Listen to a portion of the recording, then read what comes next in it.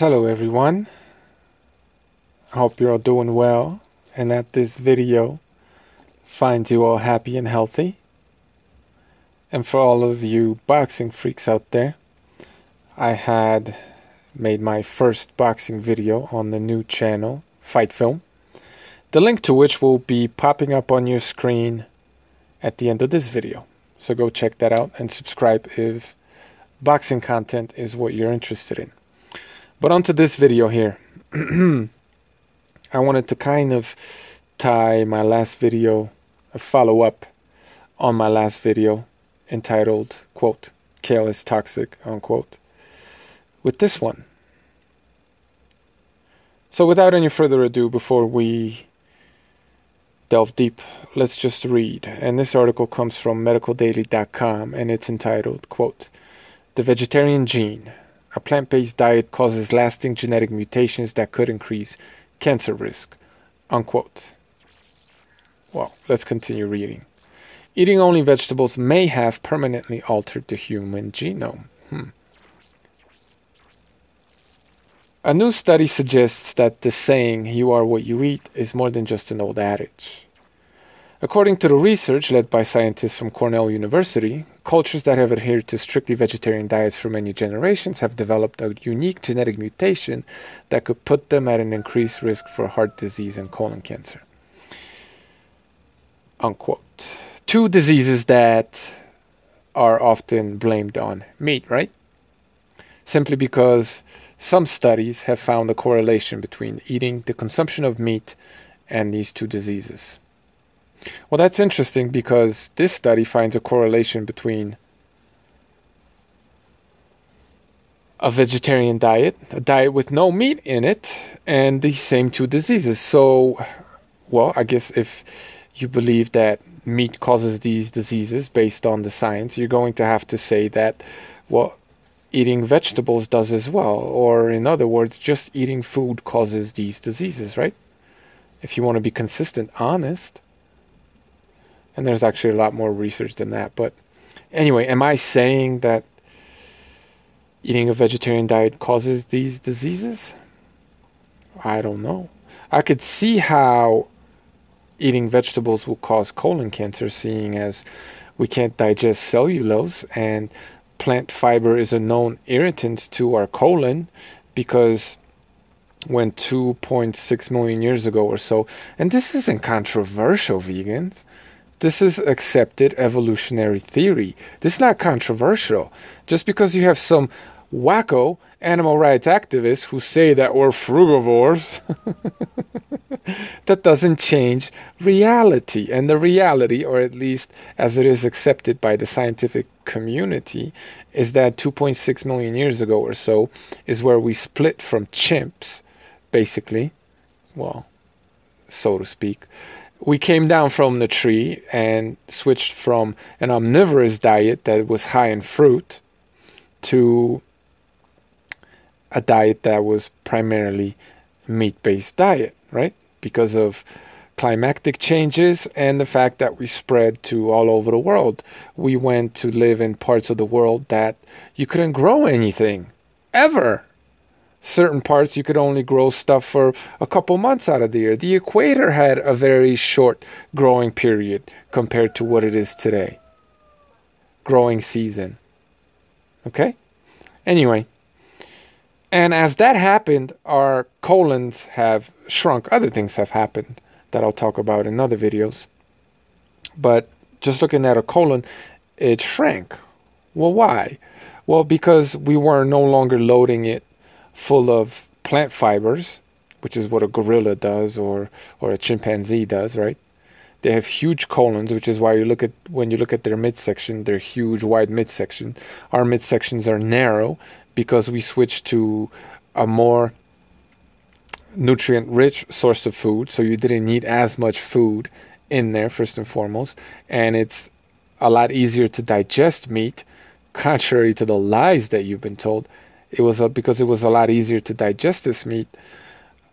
We didn't require as much colon for fermenting plants because we ate less and less, increasingly less of plant matter, right? This is how gorillas, for example, digest plant matter by having these certain types of bacteria that we don't have, and we actually have to feed our gut bacteria with probiotics to even be able to digest plant matter, which is a whole nother topic. But these apes, great apes, they have this bacteria. They have big guts which serve as fermentation vats, where it's not actually them digesting the plant matter, but the bacteria, because what the chimp or gorilla actually eats technically is a very high fat, very high protein diet. What do you know? Science. So our colons shrank because we were no longer loading it full of fiber, and instead we were eating a lot more meat, which is more nutritious, and a little bit goes a long way, which is, by the way, why carnivores are a lot more environmentally friendly than vegetarians, or vegans rather, but that's a topic for another video. So I could see how fiber, and I think this is basically known already, because even the so-called health organizations that push you eat fiber say that you shouldn't eat too much of it. And if you look into it, this is known. I don't know why raw vegans don't seem to understand this, but cooked vegetables are a lot easier to digest because they're already broken down by the cooking process, right? And if you start eating a lot of raw vegetables, you're going to have tons of gas, gastrointestinal problems, IBS, diarrhea. You're going to experience all these things.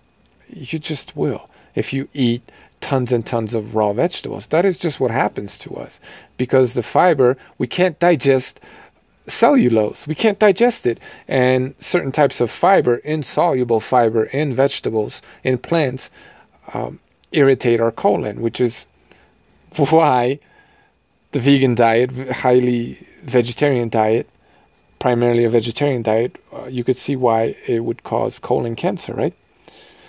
Anyway, this study finds a different mechanism for colon cancer.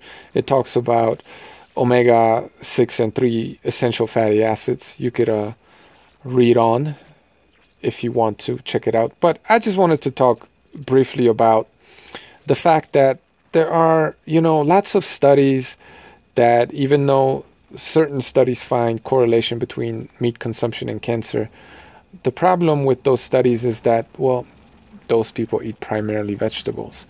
And there are also studies that show how these diseases, like heart disease, for example, are a big problem in vegetarian populations, right? So once again, you have plants correlated to these certain diseases. So to sit there and say that meat causes all these diseases and to completely ignore plants doesn't make any sense, right? Because all that they found is a correlation.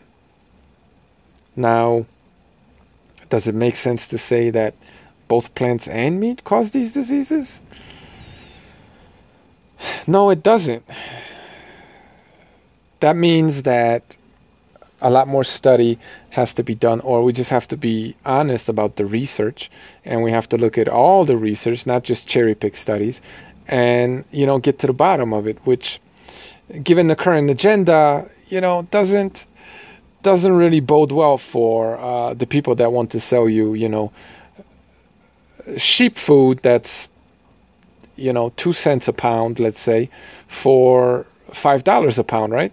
That's why veganism is such a huge lucrative market, because they could take sheep fodder, as in kale, and buy this very, very cheap product and sell it to you at a 6,000% markup or something like that, right? This is why it's huge business, and there's a lot of money in veganism, right? After all, you don't see sheep being fed lettuce, do you? Or carrots, do you? No, they're making you eat sheep food. That's what's happening. So, but this study in and of itself, and there are lots of similar studies that show this, and we know what this study shows, namely that diet changes our genome. This is just well known, and it's a very important argument in debunking global capital V veganism, right? But I'll talk about that in subsequent videos. I'll make that I'll explain exactly what I mean, even though a lot of you probably already understand what I'm talking about in greater detail in other videos. I just wanted to point out that, well, vegans cherry pick studies, right? And they ignore other studies, just as they're ignoring vegetable police curing himself with a raw meat diet. But it is what it is, man. We're going to keep speaking the truth on this channel. There is some evidence that eating a vegetarian diet for many generations could possibly increase colon cancer and heart disease. So, yeah, chew on that, vegans. Thank you for listening, and go check out that boxing channel if interested. I'm out.